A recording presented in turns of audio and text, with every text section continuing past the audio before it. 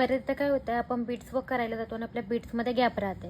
तर त्यासाठी आपल्याला करायचं आहे काय, तर पहिल्यांदा आपण जेव्हा 2 बीट्स टाकतो तेव्हा स्टिच आपण घ्यायला जिथे इथे बीट्स एंड होतात तर आपण स्टिच इथे घेतो पुढे जाऊन. जर तुम्ही आता पुढे जाऊन स्टिच घेतला तर या मन्यांमध्ये गॅप राहते.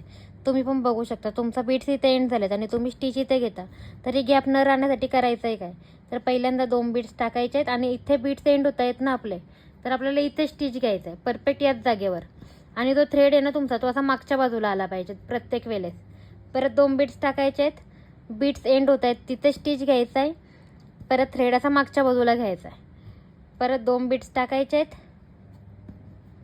थ्रेड मागच्या बाजूला म्हणजे स्वतःच्या बाजूला असं ओढून घ्या नॉर्मल, एकदम पण जोरात नाही, धागा तुटून जाईल, नॉर्मल हलक्या हातात ओढून घ्यायचं आहे. परत बीट्स एंड होत आहेत तिथे स्टिच, थ्रेड मागच्या बाजूला. सेम जे मी प्रोसेस सांगितली ती करून बघा, तुमच्या बीट्समध्ये अजिबात गॅप राहणार नाही आणि एकदम परफेक्ट फिनिशिंगमध्ये येतील.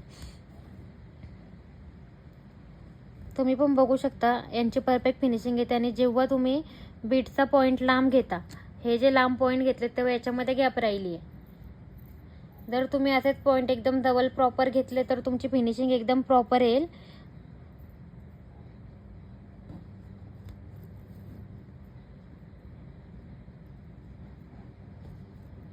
आणि जेव्हा एंड नॉट घेतो आपण तेव्हा एंड नॉटसाठी काय करायचं आहे, एक पहिल्यांदा चैन स्टिच घ्यायचा आहे आणि नंतर तिच्यात गाठ घ्यायची आहे.